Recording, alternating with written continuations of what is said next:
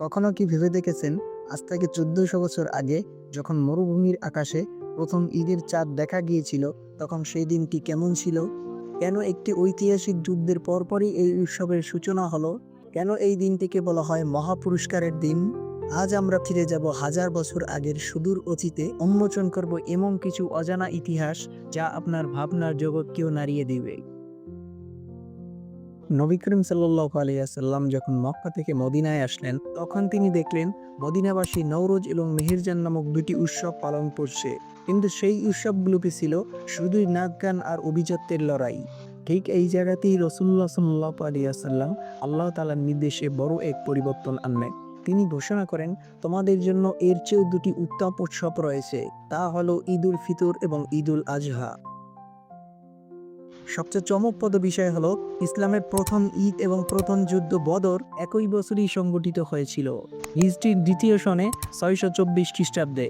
সাহাবীদের একদিকে দীর্ঘ 1 মাস রোজা রাখার অভিজ্ঞতা, অন্যদিকে যুদ্ধের ক্লান্তি। ঠিক সেই মুহূর্তেই আল্লাহ তাআলা ঘোষণা দিলেন ঈদ উল ফিতরের এই আনন্দময় পবিত্র উৎসব। জাস্ট কল্পনা করুন কতটা আবেগঘন ছিল সেই দিনটি। আজ আমরা যেভাবে বিশাল ঈদগাহ দেখি, তেমনি প্রথম ঈদ অনুষ্ঠিত হয়েছিল মদিনার এক খোলা প্রান্তরে। সেখানে ছিল না কোনো জাঁকজমক আয়োজন, ছিল কেবল ভ্রাতৃত্বের বন্ধন। প্রথম ঈদে নবী করিম সাল্লাল্লাহু আলাইহি ওয়াসাল্লাম পায়ে হেঁটে এক রাস্তা দিয়ে ঈদগাহে গেলেন, আবার ফেরার সময় পথ পরিবর্তন করে অন্য রাস্তা দিয়ে ফিরে আসলেন। তিনি এমন সবকিছু শিখিয়ে গিয়েছেন যা আজও আমাদের তা অনুসরণ করা বড় সওয়াবের। হাদিসের ভাষায় পবিত্র ঈদ উল ফিতরের দিনটিকে বলা হয় ইয়াউমুল জাওয়াইজা বা পুরস্কারের দিন। ক্রেস্তারা রাস্তার মোড়ে মোড়ে দাঁড়িয়ে থাকেন এবং ঘোষণা করেন, হে বিশ্বাসীগণ, তোমাদের রবের দিকে চলো যিনি অঢেল দান করেন। এটি এমন একটি দিন যেই দিনে উপবাস থাকাও নিষিদ্ধ। এটি কেবলই এক আনন্দের উৎসব নয়, এটি দীর্ঘ সাধনার পর এক স্বর্গীয় স্বীকৃতির দিন। ঈদ উল ফিতর আমাদের মনে করিয়ে দেয় ত্যাগের পরই প্রকৃত আনন্দ আসে।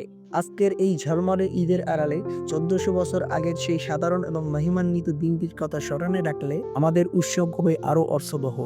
পবিত্র ঈদ উল ফিতরের এই বিশেষ দিনটি সম্পর্কে সবাইকে জানিয়ে দিতে ভিডিওটি শেয়ার করে দিন। সবাইকে ঈদের শুভেচ্ছা। ঈদ মোবারক।